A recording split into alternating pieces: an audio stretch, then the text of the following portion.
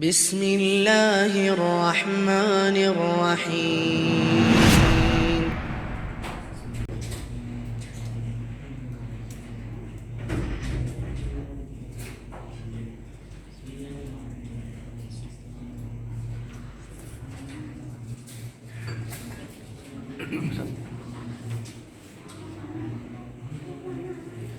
السلام عليكم.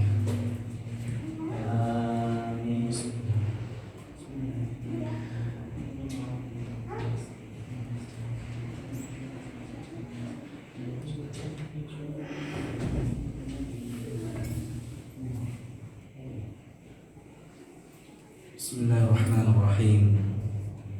السلام عليكم ورحمة الله وبركاته.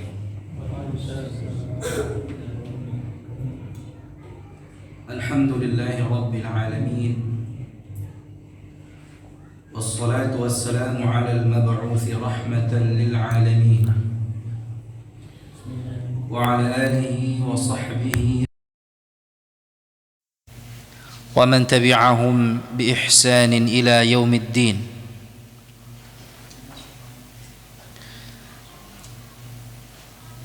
أما بعد،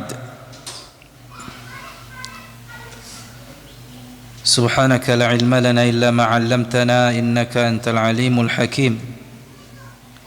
اللهم علمنا ما ينفعنا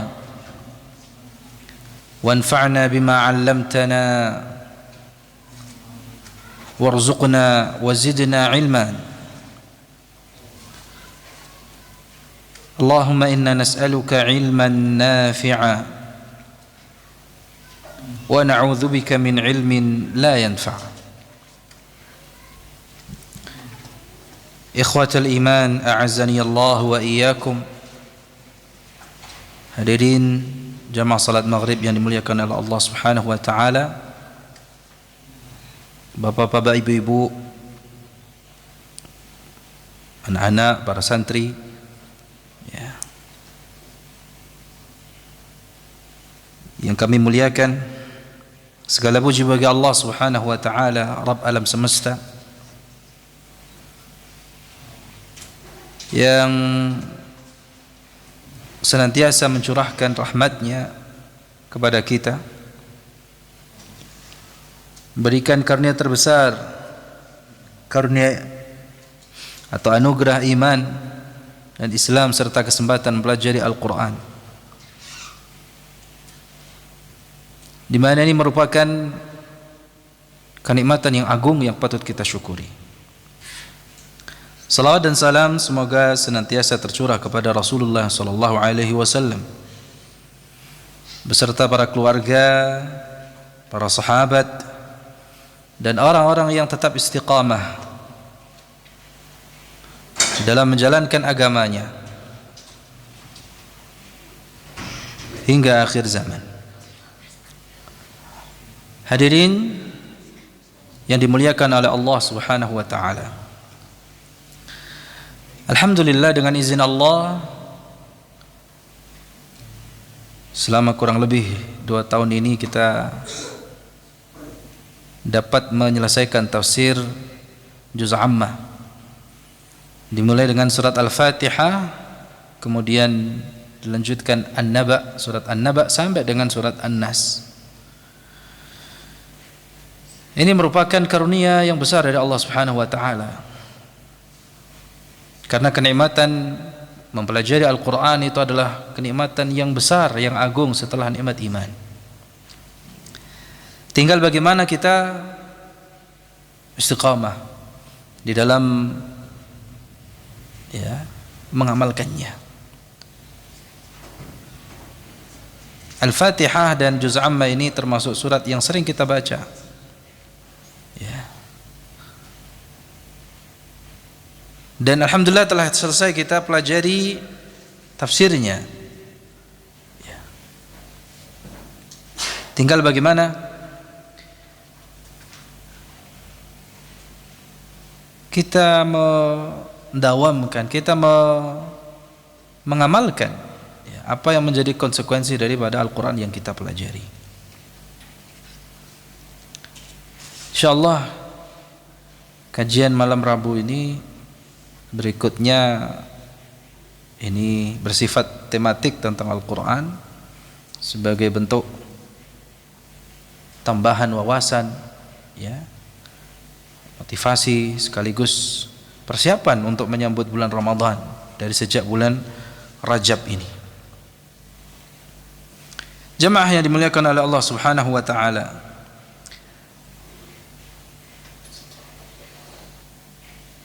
pertama saya akan bahas tentang tiga atau bulan Rajab yang saat kini kita berada di dalamnya.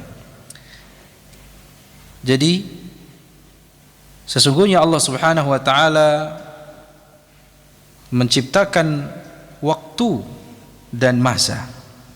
Allah Subhanahu wa taala menciptakan untuk kita 12 bulan dalam satu tahun.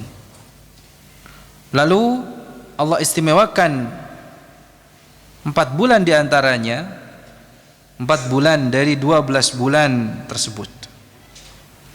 Allah Subhanahu wa taala menjadikan 4 bulan itu sebagai bulan haram. Bulan apa? Haram. Sebagaimana firman-Nya di dalam surat At-Taubah ayat 36, "Inna 'iddatasy syuhuri 'indallahi 12 syahra." Sesungguhnya bilangan bulan pada sisi Allah Subhanahu wa taala itu ada 12 bulan. 12 syahra. 12 syahran fi kitabillah. Yauma khalaqas samawati wal ard minha arba'atun hurum. 12 bulan dalam ketetapan Allah di waktu Ia menciptakan langit dan bumi, dan di antara 12 bulan itu ada 4 bulan haram. Ya. Dzalika ad-dinul qayyim fala tadhlimu fihinna anfusakum. Itulah ketetapan atau agama yang lurus, maka janganlah kalian sewenang-wenang atau menganiaya diri kalian sendiri pada 4 bulan tersebut. Fala tadhlimu fihinna anfusakum. Janganlah kalian pada 4 bulan tersebut menganiaya, menzalimi diri kalian sendiri. Ya, ini ayatnya jelas ya di dalam Al-Quran, surat At-Taubah ayat 36. Jadi memang bilangan bulan dalam satu tahun itu berapa? 12. Nah, kalau kita seorang muslim mempelajari bilangan bulan dalam satu tahun itu bukan hanya sekedar bilangan semata. Ya. Sebagaimana kita katakan ya bulan, tentu seorang muslim harus mengenali bulan-bulan Qamariyah, Hijriyah, karena penisbatannya kepada bulan. Ya. Tentu kalau kita tahu ada bulan tahun bulan-bulan Masahi atau Syamsiyah, itu patokannya kepada matahari. Kalau seorang muslim maka patokan bulannya kepada bulan. Sebagaimana kita katakan bulan, ya, berarti Qamariyah. Ya, kalian Hijriyah.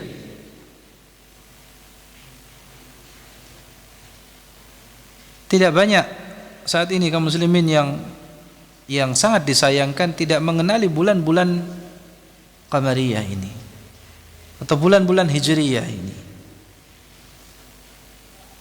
Ketika ditanya, coba sebutkan bulan-bulan Hijriyah, bingung. Apa yang pertama? Ya, Muharram. Apalagi Safar, Rabiul Awal, Rabiul Tsani, Jumadal Ula, Jumadal Akhirah. Kemudian apa? Rajab, Sya'ban, Ramadan, Syawal, Dzulqa'dah, Dzulhijjah, gitu ya. Berapa itu semua? Coba ulangi Abdurrahman. Coba ulangi. Yang pertama apa? 12 bulan. Ya dimaksud Allah Subhanahu wa taala itu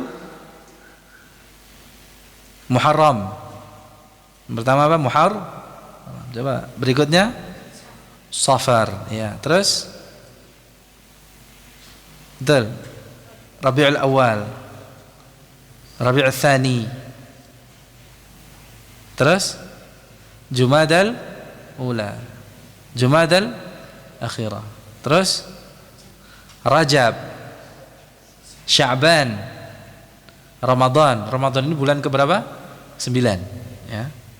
Terus setelah Ramadan Syawal. Nah, ini 10. Syawal bulan ke-10. Terus tinggal 2 bulan lagi, Dzulqa'dah dan Dzulhijjah.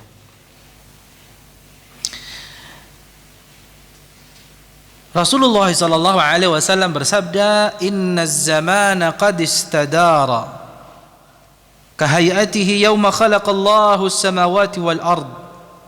Sesungguhnya waktu itu terus berputar sebagaimana mestinya.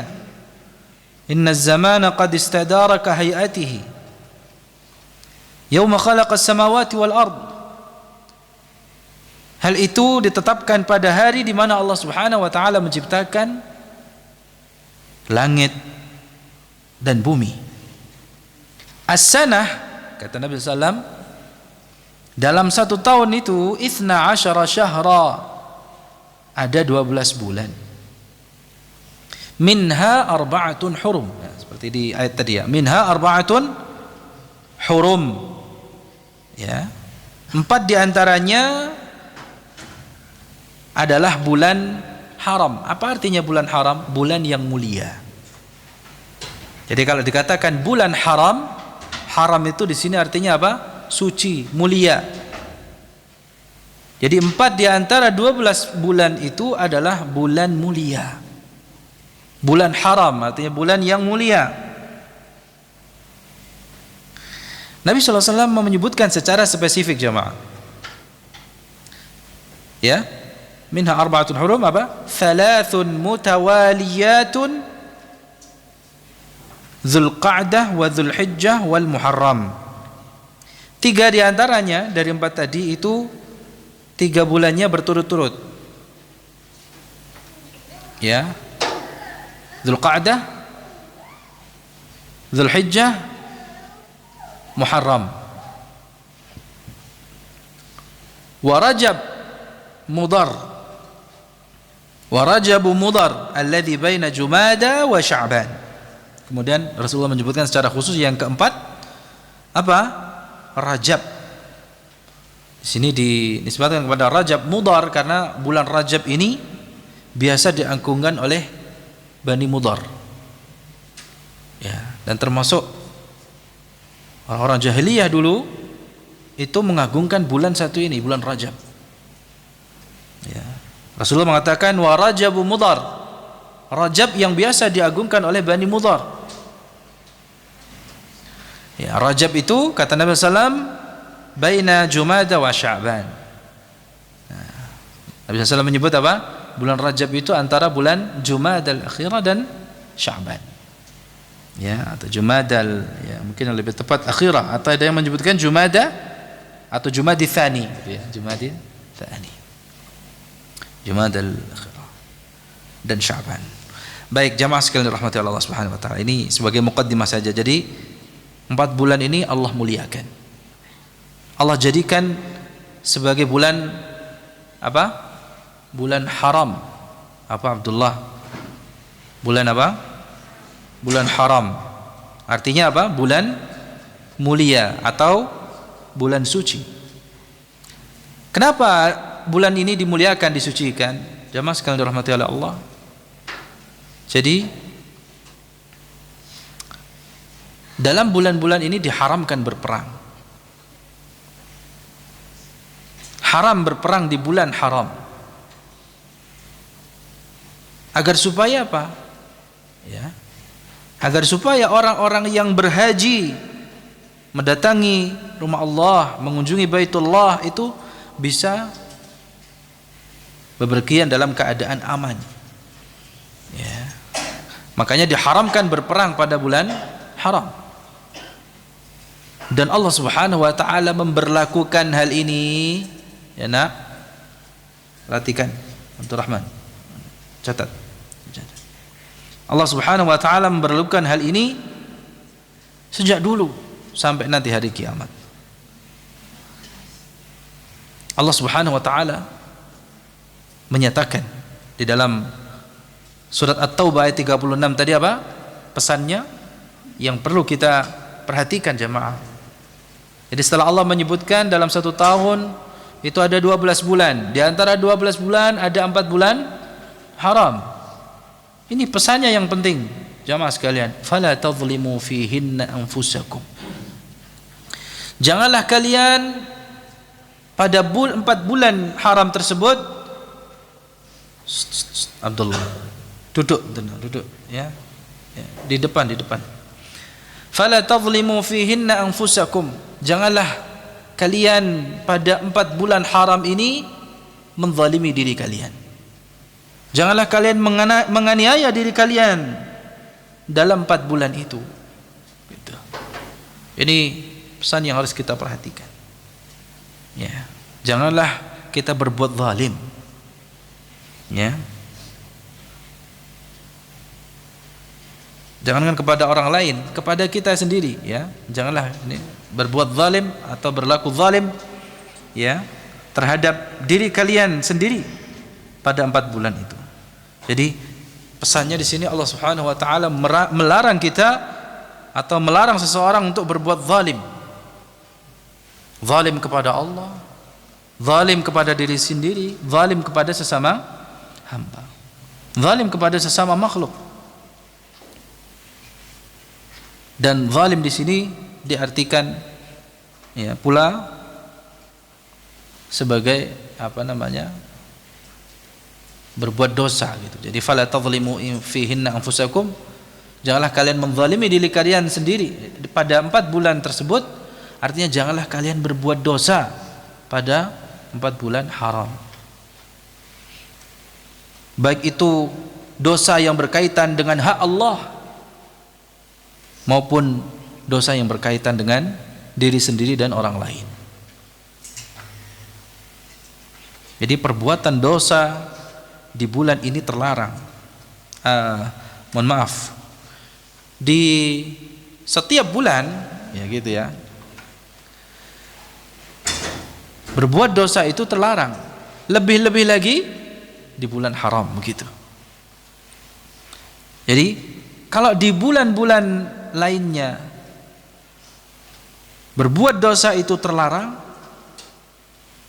terlebih lagi di bulan haram tentu lebih ditekankan lagi pengharamannya, ya, tentu lebih ditekankan lagi pelarangannya, sehingga orang yang berbuat dosa di bulan haram apapun bentuknya maka dosanya akan lebih besar dibanding dosa-dosa di bulan lainnya.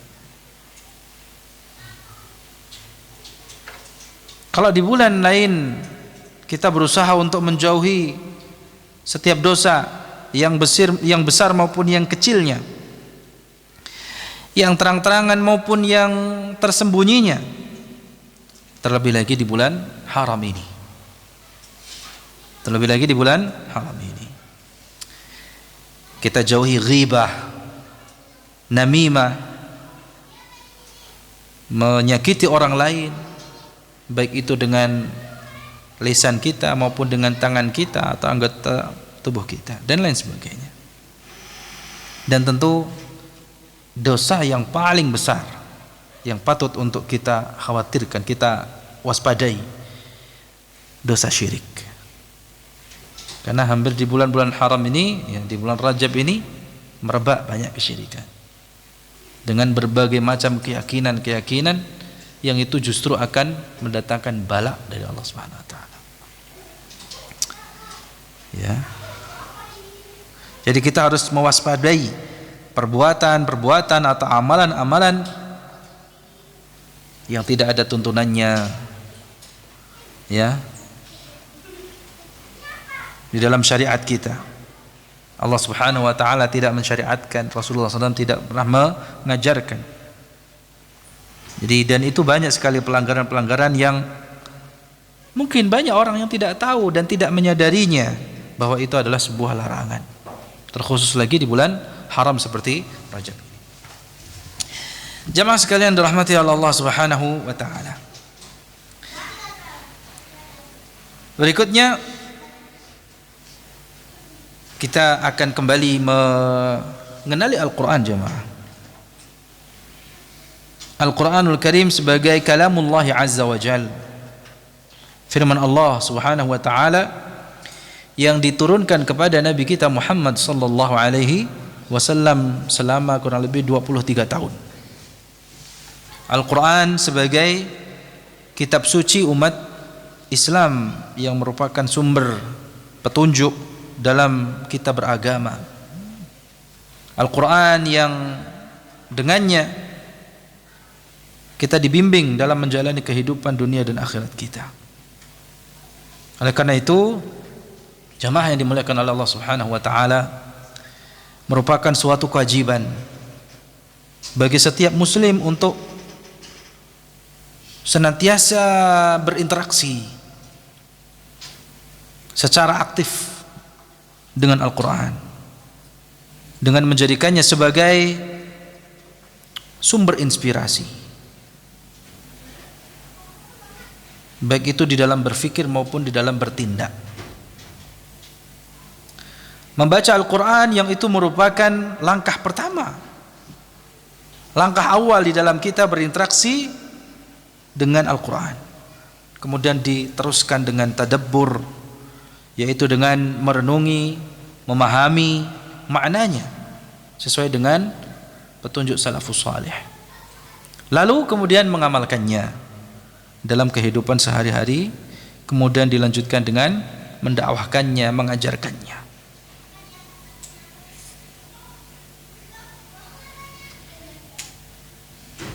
Nah, seorang muslim tentu meyakini akan kesucian dan keutamaan Al-Quran sebagai kalamullah ini. Kalam yang paling sempurna, paling utama, tidak ada celah sedikit pun di dalamnya. Al-Quran yang merupakan tadi sebesar-besar dan sebaik-baiknya kalam, sebenar-benarnya firman, ya, yang barang siapa berhukum dengannya, maka pasti ia akan berada di atas keadilan dan akan jauh dari kezaliman. Barang siapa yang berpegang teguh dengan Al-Quran dan hadis, ya, sebagai pedoman atau jalan hidupnya, maka dengan izin Allah hidupnya pasti akan sukses.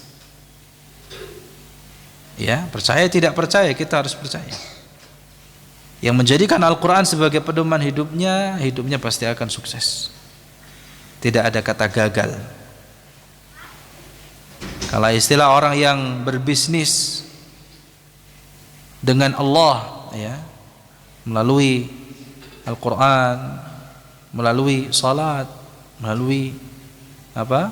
Zakat, itu kata Allah tijaratan lan tabur, itu adalah bisnis yang lan tabura ay lan takhsara, tidak akan lan, ya, tidak akan rugi, tidak ada sia-sianya, tidak ada rugi-ruginya. Berbeda kalau seorang itu berinteraksi atau bertransaksi, ya, berbisnis dengan makhluk Allah, ya, kadang untung kadang rugi, enggak selalu untung, enggak selalu rugi, gitu kan. Itu bedanya dengan orang yang bertransaksi atau bermuamalah, ya, dengan Allah SWT.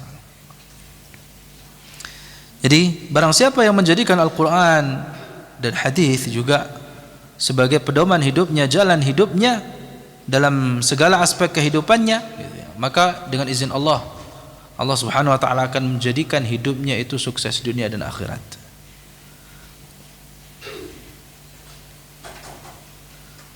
Namun sekali lagi, hal ini tidak akan bisa dicapai kecuali jika kita mempelajari dan, ya, melaksanakannya dalam kehidupan sehari-hari. Kita sebagai seorang muslim maka tidaklah pantas mengabaikan, melupakan Al-Quran, lalu kita mengambil hukum lainnya, kita menjadikan yang lainnya itu lebih utama daripada Al-Quran di dalam menyelesaikan permasalahan hidup kita. Jamaah sekalian yang dirahmati oleh Allah, dengan tilawah, membaca dan memahami Al-Quran secara berkesinambungan, istiqamah terus menerus, itu insya Allah sedikit demi sedikit kita akan diselesaikan, ditata gitu ya, urusan hidup kita ini akan ditata oleh Allah Subhanahu wa taala, mau tidak mau, syi'ta am abaita, kalau orang bilang syi'ta am abaita, mau tidak mau. Cuman masalahnya kita dengan ini ya, seakan-akan ya mengandalkan diri kita, ya, kita dapat menyelesaikan urusan kita. Padahal yang menyelesaikan urusan kita adalah Allah Subhanahu wa taala. Jadi cukup kita fokus kepada apa yang menjadi kewajiban kita kepada Allah melalui Al-Qur'an ini. Ya. Lalu kemudian insyaallah sedikit demi sedikit kita akan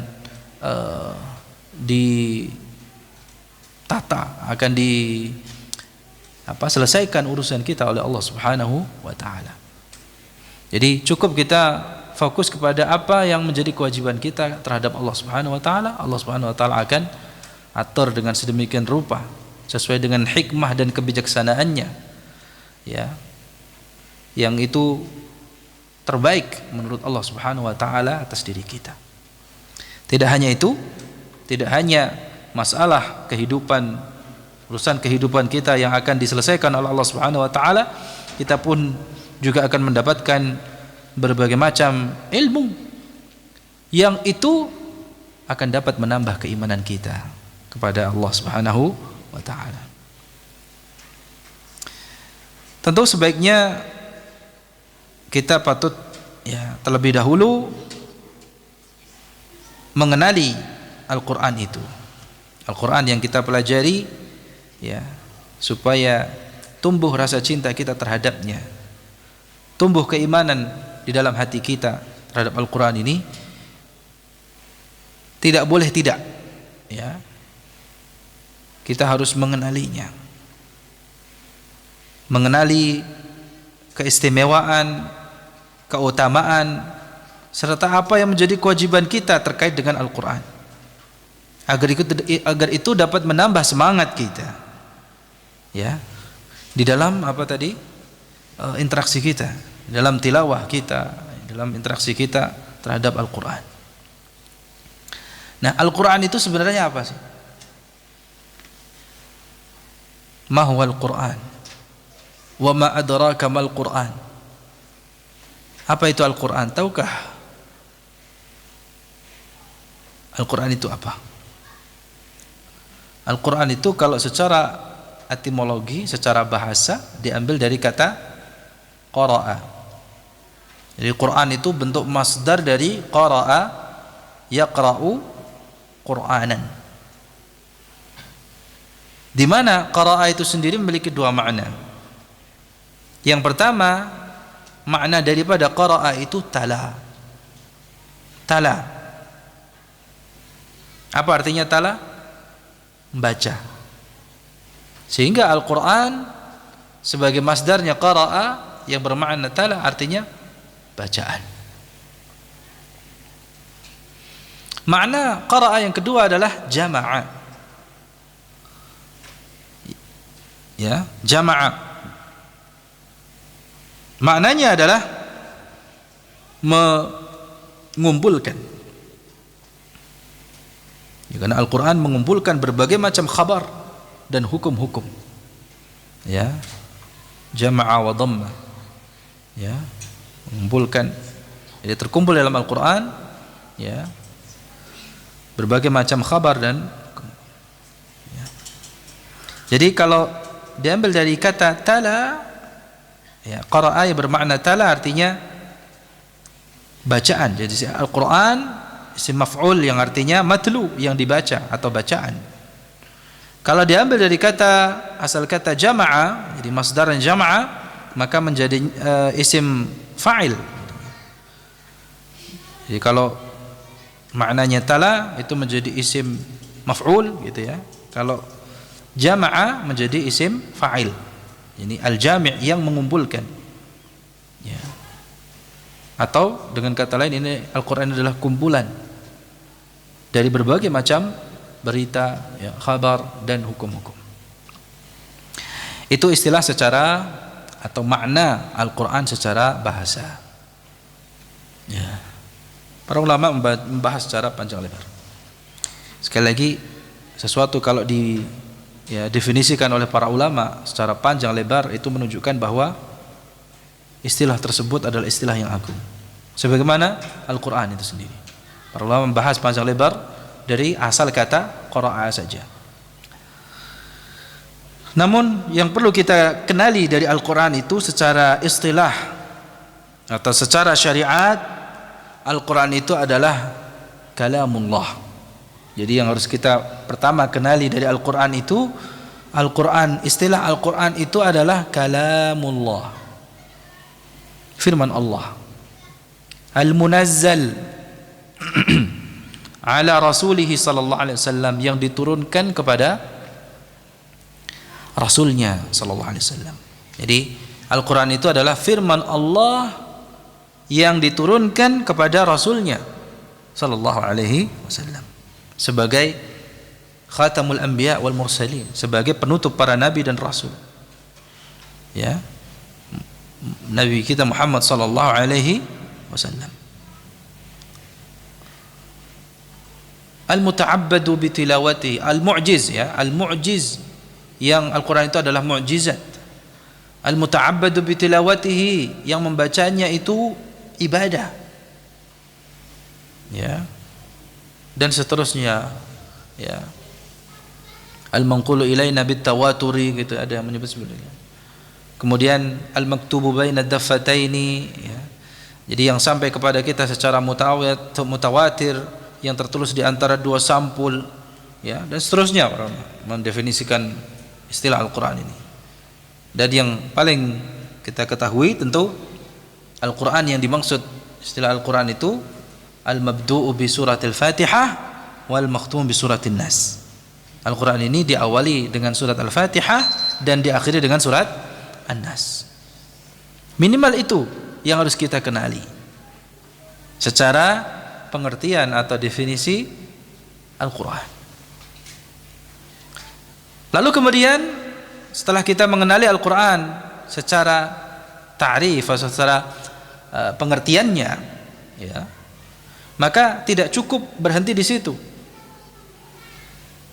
Kita harus mengetahui kedudukan, keutamaan, ya, serta keistimewaan Al-Qur'an. Ya, supaya muncul rasa pengagungan, muncul rasa cinta terhadap Al-Qur'an. Ya, bagaimana kita akan mengagungkan Al-Qur'an, mencintai Al-Qur'an kalau kita tidak mengenalnya, kita tidak mengetahui kedudukan serta keutamaan dan keistimewaannya. Ya, dikatakan tak kenal maka tak sayang. Ya, kalau kita tidak mengenal Al-Qur'an, bagaimana mungkin kita mencintai Al-Qur'an? Apalagi sampai mengagungkan Al-Qur'an, tidak mungkin, mustahil. Ya, bagaimana seseorang itu dapat mengagungkan, mencintai Al-Qur'an dan mengagungkannya kalau dia tidak mengenalnya? Ya. Nah, jamaah sekalian dirahmati oleh Allah Subhanahu wa taala, terkait dengan khasais, ya, keistimewaan Al-Qur'an, ini akan kita bahas dari ini satu makalah yang berjudul Min Khasaisil Qur'anil Karim, ya, yang ditulis oleh Syekh Muhammad bin Jamil Zainu. Ya. Ya, tadi, ya, Al-Qur'an itu adalah kalamullah yang diturunkan kepada Rasul kita Muhammad sallallahu alaihi wasallam, dimulai dengan surat Al-Fatihah dan ditutup dengan surat An-Nas. Al-muta'abbadu bitilawatihi, bernilai ibadah bagi siapa yang membacanya. Dan ini berdasarkan sabda Nabi sallallahu alaihi wasallam di dalam hadis yang diriwayatkan oleh Imam Bukhari, "Man qara'a harfan min kitabillah falahu bihi hasanah wal hasanatu bi 'ashri amsalha."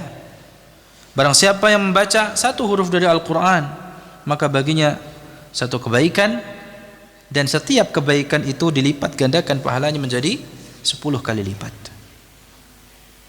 Rasulullah melanjutkan, la aqulu alif lam mim harfun. Aku tidak mengatakan alif lam mim itu satu huruf saja. Jadi alif lam mim itu bukan satu huruf. Walakin alifun harfun wa lamun harfun wa mimun harfun. Insyaallah anak-anak kita hadis ini sudah banyak yang hafal ya.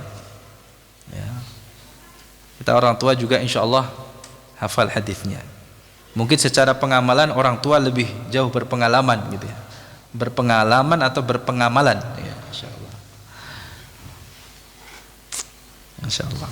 Walaupun mungkin ya tidak banyak orang tua yang menghafal hadis ini, tapi masya Allah sekarang anak-anak sudah dikenalkan keutamaan hadis ini saja. Ya. Sebenarnya kita ini tidak cukup tidak butuh banyak hadis untuk semangat dalam Al-Qur'an. Banyak satu hadis ini saja ya, itu sudah kita harusnya merasa cukup ya, untuk bisa semangat dalam Al-Qur'an. Jadi sekali lagi banyak hadis sahih yang menjelaskan tentang keutamaan ya Al-Qur'an. Keutamaan membacanya dan menghafalkannya, insyaallah kita bahas di pertemuan berikutnya. Namun di sini sedikit kita paparkan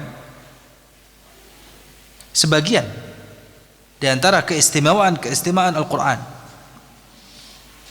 Ya. Yang pertama jemaah sekalian, keistimewaan pertama, tidak sah salat seseorang kecuali dengan membaca sebagian ayat Al-Qur'an, sebagian dari Al-Qur'an. Jadi salat itu dikaitkan keabsahannya dengan bacaan Al-Qur'an.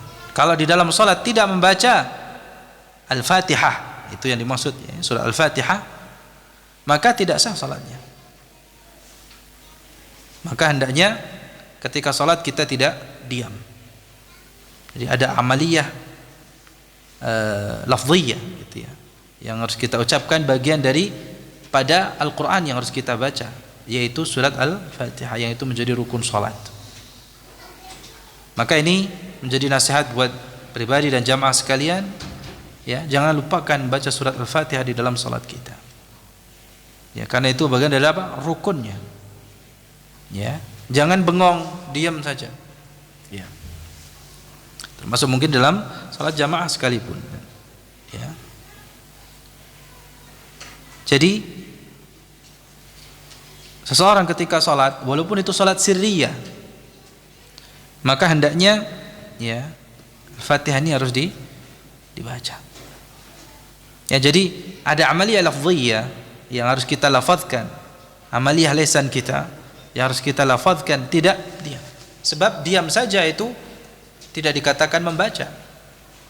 Ya. Terutama mungkin anak-anak gitu ya, diam saja.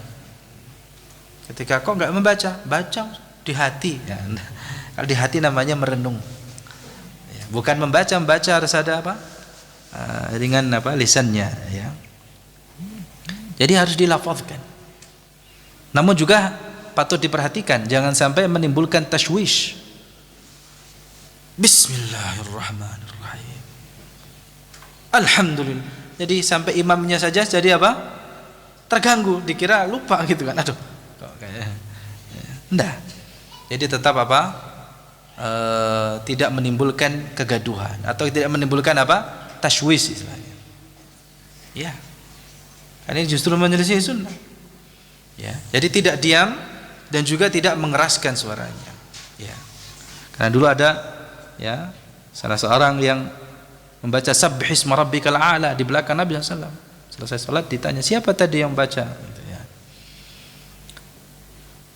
Ditegur oleh Rasulullah SAW. Ya. Mungkin ini kalau nanti dibahas panjang ya, ya banyak faedah yang bisa kita dapatkan insyaallah di pertemuan lainnya. Jadi Rasulullah SAW bersabda terkait dengan satu ini, ya, la salata liman lam yaqra bi Fatihatil Kitab. Tidak ada salat, artinya tidak sah salat, ya, bagi siapa orang yang tidak membaca surat Al-Fatihah. Ya, hadis riwayat Imam Bukhari dan Muslim. Baik, itu keistimewaan yang pertama. Jadi salat itu tidak sah kalau tidak ada bacaan Al-Qur'annya. Yaitu maksudnya surat Al-Fatihah ini. Adapun selain surat Al-Fatihah maka hukumnya sunnah, ya. Keistimewaan yang kedua, Al-Qur'an itu terpelihara dari segala macam bentuk perubahan maupun pergantian. Ya. Perubahan maksudnya tahrif, dari segala macam bentuk tahrif, perubahan maupun tabdil, ya, penggantian. Dan itu sesuai dengan firman Allah Subhanahu wa taala dalam surat Al-Hijr ayat yang ke-9, inna nahnu nazzalna dzikra wa inna lahu lahafizun. Ini janji Allah. Ini firman Allah yang harus yang harus kita yakini bahwa Al-Qur'an itu terpelihara karena yang menjaganya langsung Allah Subhanahu wa taala dengan berbagai macam bentuk penjagaannya. Salah satunya dengan dimudahkan Al-Qur'an ini untuk dibaca dan dihafalkan. Ya. Inna nahnu nazzalna dzikra, sesungguhnya kamilah yang menurunkan adz-dzikr, maksudnya Al-Qur'an, wa inna lahu lahafizun, dan kami pula lah sesungguhnya yang benar-benar meliharanya. Adapun kitab-kitab samawi selain Al-Qur'an seperti Taurat, Injil, ya, itu banyak diubah oleh para pemeluknya. Dan yang ketiga juga Al-Qur'an terpelihara dari segala macam bentuk kontradiksi atau pertentangan yang ada di dalamnya. Tidak ada kontradiksi gitu ya. Tidak ada pertentangan di dalam Al-Qur'an. Al-Qur'an terjaga dari itu. Ya. Makanya Allah berfirman di dalam surat An-Nisa ayat 82, afala yatadabbaruna al-Qur'an? Apakah mereka tidak memperhatikan Al-Qur'an, walau kana min 'indi ghairillah lawajadu fihi ikhtilafan katsira. Kalaulah sekiranya Al-Qur'an itu datang bukan dari sisi Allah, maka tentulah mereka akan mendapatkan pertentangan yang banyak di dalamnya.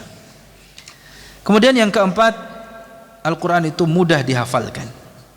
Keistimewaan Al-Qur'an yang keempat, Al-Qur'an itu mudah untuk dihafalkan. Berdasarkan firman Allah di dalam surat Al-Qamar ayat 32, wa laqad yassarnal Qur'ana lidzikri. Dan sesungguhnya kami telah mudahkan Al-Qur'an itu untuk zikir, peringatan, pelajaran. Termasuk di antara pelajarannya atau peringatan Allah mudahkan di dalam membaca dan menghafalkannya. Kemudian yang kelima, Al-Qur'an itu merupakan mukjizat yang tidak ada seorang pun mampu untuk mendatangkan yang semisal dengan Al-Qur'an. Allah Subhanahu wa taala telah menantang orang-orang kafir Quraisy untuk mendatangkan yang semisal dengan Al-Qur'an. Namun mereka menyerah, tidak mampu. Sebagaimana yang Allah firmankan di dalam surat Yunus ayat 38, am yaquluna iftarah qul fa'tu bi suratin mithli. Patutkah mereka mengatakan Muhammad membuat-buat Al-Qur'an? Ya, katakanlah kalau benar yang kalian katakan, coba datangkan yang seumpama atau semisal dengan satu surat saja. Baik. Baru 5 ya. Insyaallah kita lanjutkan berikutnya setelah kemenangan adzan, silakan. Baik jamaah sekalian dirahmati oleh Allah, sebenarnya dari makalah yang berjudul Min Khasa'isul Qur'anil Karim ini disebutkan ada sekitar 20 lebih ya, 22 poin yang menjadi khasa'is ya, keistimewaan Al-Qur'an Al-Karim. Ya, mungkin kita lanjutkan sedikit lagi ya, tidak semuanya. Yang keenam, di antara keistimewaan Al-Quran yang patut untuk kita ketahui bersama, bahwa Al-Quran itu dapat mendatangkan ketenangan dan sekaligus menjadi rahmat bagi siapa saja yang membacanya. Jadi kalau orang ingin tenang hidupnya, tenang fikirannya, dan ingin dirahmati oleh Allah Subhanahu wa taala, tidak jauh-jauh ada di depan kita. Ya, mencarinya itu tidak perlu healing ke luar negeri kemana. Ya, ketenangan seorang hamba itu didapatkan melalui Al-Quran. Dan Al-Quran itu dapat mendatangkan ketenangan. Ya, betul. Bagi tentu hati yang masih fitrah, bagi orang-orang yang masih terjaga fitrahnya.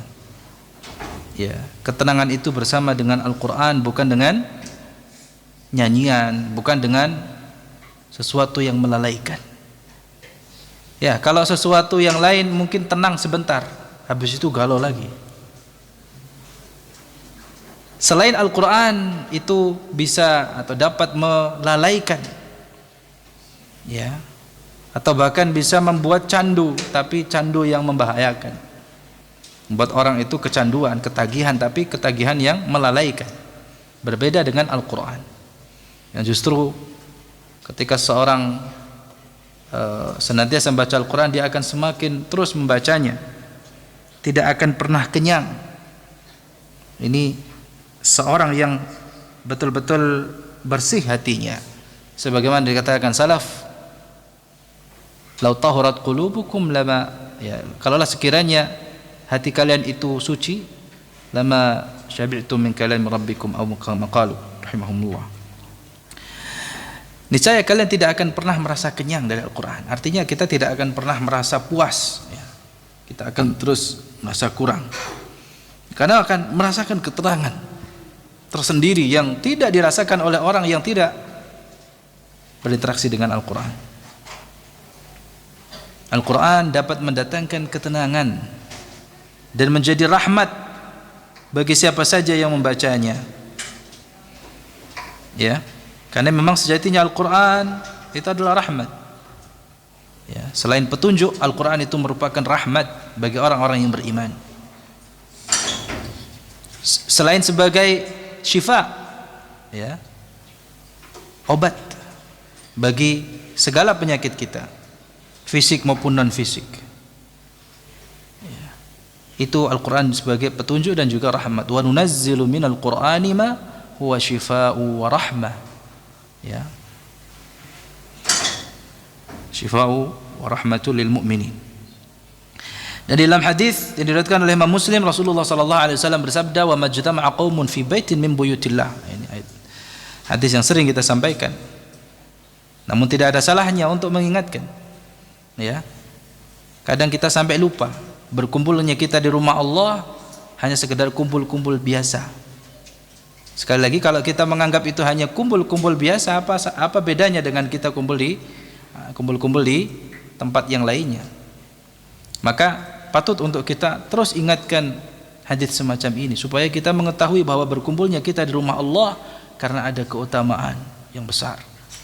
Tidaklah suatu kaum berkumpul di dalam satu majelis, ya,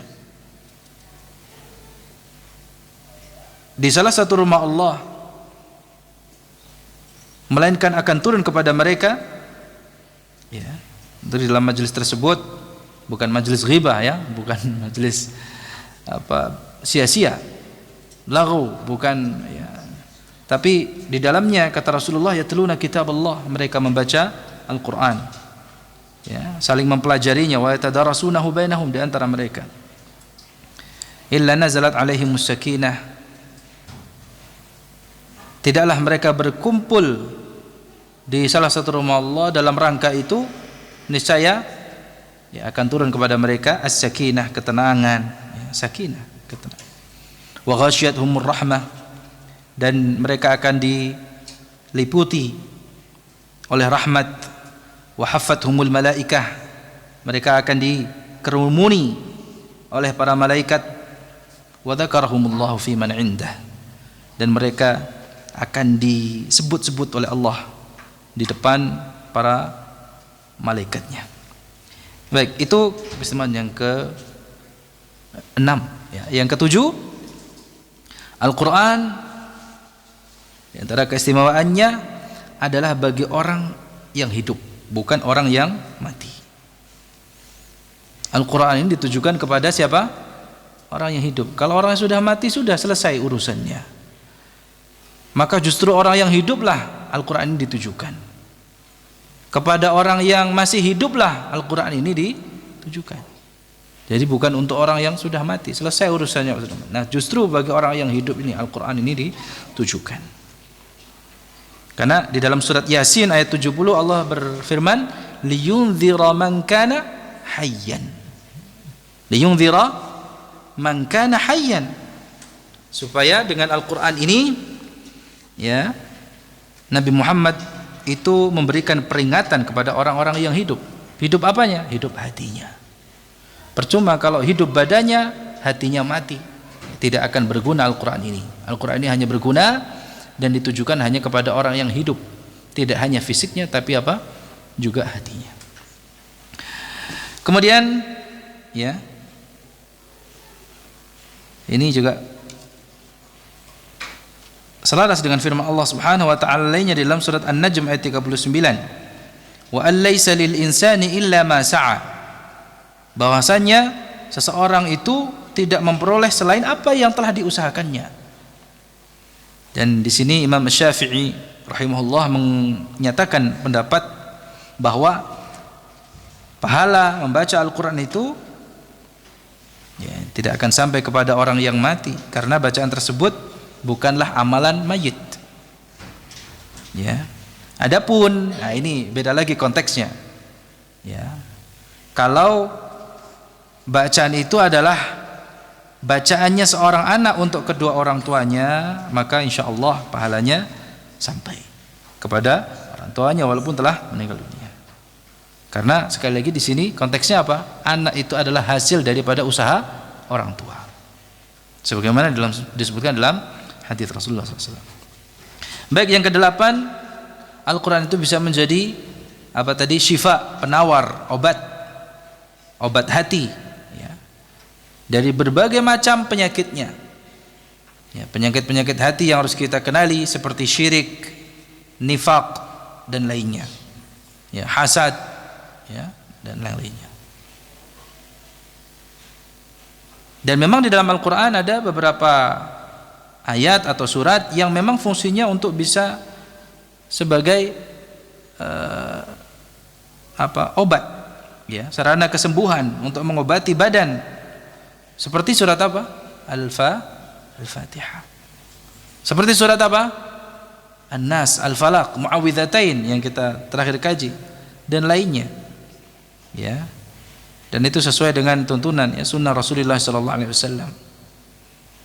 Dalam surat Yunus ayat 57 Allah berfirman, ya ayyuhan nas, wahai sekalian manusia, qad ja'atkum mau'izatun min rabbikum wa shifaa'un lima fis suduri wa hudaw wa rahmatul lil mu'minin. Sesungguhnya telah datang kepada kalian mau'izah, pelajaran, nasihat dari Allah Rabb kalian, wa shifaa'un lima fis sudur, dan penyembuh bagi penyakit-penyakit yang ada di dalam dada, wa hudaw wa rahmatul lil mu'minin, dan sebagai petunjuk serta rahmat bagi orang-orang yang beriman. Dan sebagaimana ayat yang kami sebutkan tadi, wa nunazzilu minal qur'ani ma huwa syifaa'u wa rahmatul lil mu'minin, dan kami turunkan dari Al-Qur'an itu sesuatu yang dapat menjadi penawar ya, obat, syifa dan rahmat bagi orang-orang yang beriman. Yang ke-9, Al-Qur'an di antara keistimewaannya adalah dapat memberikan syafaat dengan izin Allah. Ya. Artinya Al-Quran memintakan syafaat kepada Allah bagi orang-orang yang senantiasa membacanya. Orang yang membacanya nanti pada hari kiamat ya, akan mendapatkan syafaat dari Al-Quran. Ya, berdasarkan sabda Nabi SAW, Iqra'ul Quran, bacalah oleh kalian Al-Quran, fa innahu ya'ti yaumal qiyamati syafi'an li ashabihi. Karena sesungguhnya Al-Qur'an itu akan datang pada hari kiamat sebagai pembela ya, atau di sini memohonkan syafaat bagi orang yang membacanya di dunia. Hadis riwayat Muslim. Dan yang ke-10, dan kita cukupkan sampai di sini, Al-Qur'an itu adalah sebaik-baik atau sebagai hakim atas kitab-kitab sebelumnya. Ya, sebagaimana yang Allah firmankan dalam surat Al-Maidah ayat 48, "Wa anzalna ilaikal kitaba bil haqqi musaddiqan lima baina yadayhi minal kitab wa muhaiminan alaihi." Dan kami telah turunkan kepadamu Al-Qur'an dengan membawa kebenaran, membenarkan apa yang sebelumnya, yaitu kitab-kitab yang diturunkan sebelumnya, dan sebagai ujian, wa muhaiminan alaih, sebagai batu ujian terhadap kitab-kitab yang lain itu. Di sini Imam Al-Hafidh Ibnu Katsir rahimahullah mengatakan, jadi sudah menyebutkan beberapa pendapat tentang tafsir muhaiminan ya, sebagai batu ujian bagi kitab-kitab yang lainnya. Beliau mengatakan apa? Pendapat-pendapat ini mempunyai arti yang berdekatan, jadi saling berdekatan, artinya sama. Karena istilah muhaiminan mencakup semuanya, yaitu sebagai penjaga, sebagai saksi, sebagai hakim terhadap kitab-kitab sebelumnya. Al-Quran, kata beliau rahimahullah, adalah kitab yang paling sempurna ya, mencakup ya, seluruhnya, yang diturunkan sebagai penutup kitab-kitab sebelumnya, yang mencakup seluruh kebaikan pada kitab-kitab sebelumnya, dan ditambah lagi dengan kesempurnaan yang tidak ada di dalam kitab-kitab lainnya. Oleh karena itulah Allah Subhanahu wa taala menjadikan saksi kebenaran serta hakim untuk semua kitab sebelumnya, dan Allah menjamin akan keterjagaannya. Ya, demikian ya, sebagian di antara keistimewaan Al-Qur'an yang patut untuk kita ketahui bersama supaya kita lebih mencintai Al-Quran ya, lebih termotivasi di dalam berinteraksi dengan Al-Quran. Akhirnya kita berdoa kepada Allah Subhanahu wa taala ya, agar Allah Subhanahu wa taala menganugerahkan kepada kita ya, memberikan rezeki kepada kita ya, tilawah kitab sucinya, dan menjadikan bacaan kita, bacaan Al-Quran kita adalah sebaik-baik, sebenar-benarnya bacaan. Dan kita berdoa kepada Allah Subhanahu wa taala, memohon kepadanya agar menjadikan kita termasuk golongan orang-orang yang mendapatkan kebaikan dan kebahagiaan. Ya Allah, jadikanlah kami termasuk orang-orang yang dalam ilmunya, orang-orang yang kuat imannya ya, mengimani ayat-ayat yang baik itu muhkam maupun mutasyabihat, meyakini setiap berita yang dibawakan oleh Al-Quran, dan bisa mengambil manfaat dari hukum-hukum yang ada. Dan kita memohon ampun kepada Allah Subhanahu wa taala untuk segala dosa dan kekurangan kita, termasuk kepada kedua orang tua kita dan kaum muslimin seluruhnya. Birahmatika ya arhamar rahimin. Wa sallallahu wasallam ala nabiyyina Muhammad wa ala alihi wa sahbihi ajma'in. Walhamdulillahi rabbil alamin. Assalamualaikum warahmatullahi wabarakatuh.